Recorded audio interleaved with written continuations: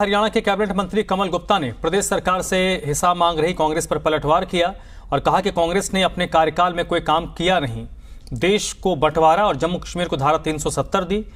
BJP और हिसाब वो भारतीय जनता पार्टी से मांग रहे हैं। कमल गुप्ता ने हरियाणा में बीजेपी की जीत का दावा किया है। प्रदेश के स्वास्थ्य और एविएशन मिनिस्टर डॉक्टर कमल गुप्ता हमारे साथ मौजूद हैं। सर, भाजपा भी पूरी तरह चुनाव की तैयारी में जुट चुकी है।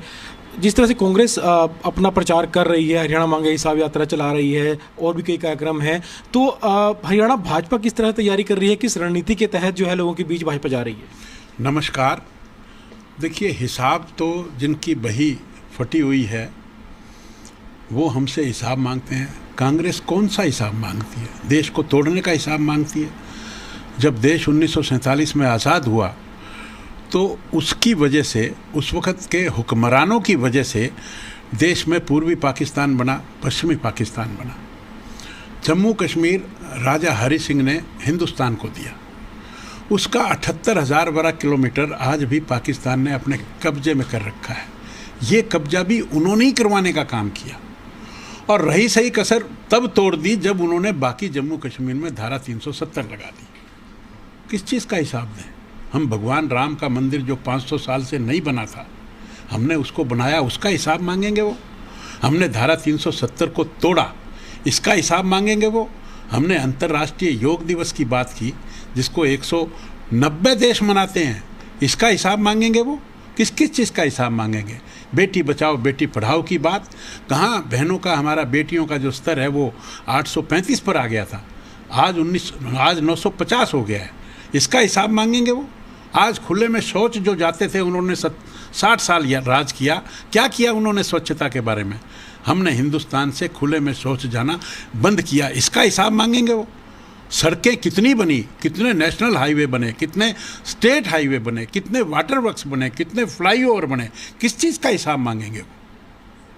पार्टी उनकी संभलती नहीं है, उनसे अपनी कार्यकारिणी बनती नहीं है, उनसे जिला अध्यक्ष बनते नहीं हैं, वो किस किस चीज़ का हिसाब मांगेंगे हमसे? लेकिन हरियाणा भाजपा की ओर से कार्यक्रम चलाया गया था, सरकार की ओर से हरियाणा नॉन स्टॉप, जिसमें अपनी योजनाएं तो बताई जा रही थी। हमने गैस का चूल्हा 500 रुपये का किया। हमने 86 लाख लोगों को 1000 किलोमीटर प्रति वर्ष उनको हैप्पी कार्ड के जरिए यात्रा करने की बात करी। हमने आवास योजना में, ग्रामीण योजना में भी लगभग हमने 15,000 दिए, मकान दिए, और हमने शहरी योजना में भी लगभग 20,000, 14 शहरों में हमने ऐसे अनेक प्लाट दिए। तो हमने तो बहुत कुछ किया है। हमने किसानों को 6,000 रुपये प्रति सालाना एक सम्मान राशि के रूप में दिया, जिसमें कांग्रेस के बंधु कहते हैं कि ऊँट के मुँह में जीरा। कभी उन्होंने ये ऊँट के मुँह में जीरा दिया क्या? जिन्होंने खुद किया नहीं और हमारे 6,000 को वो ऊँट के मुंह में जीरा कहते हैं। लेकिन वही जो अभियान चलाया गया नॉन स्टॉप हरियाणा के नाम से, उसी का ही पलटवार कांग्रेस ने करते हुए कहा कि हरियाणा अपराध में नॉन स्टॉप है, बेरोजगारी में नॉन स्टॉप है। नहीं, ये तो आंकड़े उठा लें। उनके टाइम में कितने अपराध होते थे और हमारे टाइम में कितने अपराध होते थे, और हमारे टाइम में कितने अपराध रिकॉर्ड होते हैं, और उनके टाइम में कितने असंख्य जो अपराध थे वो होते ही नहीं थे। हमने 0 FIR की बात की। हमने महिला थाने खोले, इससे महिलाएं जो हैं आकर अपना अपराध बताने लगी कि भाई हमारे साथ ये जाती हुई। पहले ये फैसिलिटी कहाँ थी? हमने लोगों को एक फैसिलिटी दी कि आपके साथ अगर कोई अन्याय होता है तो उसको रिपोर्ट करें। पहले तो रिपोर्ट की व्यवस्था ही नहीं थी। आपने देश के विभाजन की बात की, कांग्रेस के ऊपर आरोप भी लगाया देश को बांटने का, लेकिन भूपेंद्र सिंह हुड्डा ने कहा कि अगर हमारी सरकार आती है तो हम विस्थापितों के लिए एक बोर्ड बनाएंगे ताकि उनके अधिकारों की रक्षा की जा सके, उन्हें सुविधाएं दी जा। बात की वैलिडिटी क्या है? वो 10 साल राज गुजार चुके ना, क्या किया उन्होंने? कुछ किया क्या? गिनाए ना वो। तो जो विस्थापितों के लिए बोर्ड बनाने की बात की जा रही है कि जो लोग विस्थापित होकर आए थे, क्या उन्हें अभी तक कोई अधिकार नहीं मिला? आप क्या कहेंगे? नहीं, उनको क्यों नहीं अधिकार मिले हैं? वो रह रहे हैं यहाँ, खुशी से रह रहे हैं, बेटर तरीके से रह रहे हैं। जी, अगर राजनीति की बात करें तो एक और भाजपा के सामने को दुविधा देखने को मिल रही है कि गोपाल कांडा हलोपा पार्टी से हैं, गठबंधन में हैं सरकार के साथ, और रंजीत चौटाला भाजपा नेता हैं। दोनों के बीच में आजकल बयानबाजी बहुत हो रही है, और रंजीत चौटाला ने कहा कि अगर उनकी टिकट पर बात आई तो वो अलग चुनाव लड़ सकते की बात तो देखो ना, अब बहन किरण चौधरी है, उनको छोड़कर आ गई। हमारे कितने जजप्पा के जो विधायक हैं वो छोड़कर भाजपा में अपनी आस्था कर रहे हैं। और ये छोटी मोटी कोई चुटमुट बात है तो इसको पार्टी सॉल्व कर लेगी। कांग्रेस की तरह बिखराव नहीं है हमारी पार्टी में।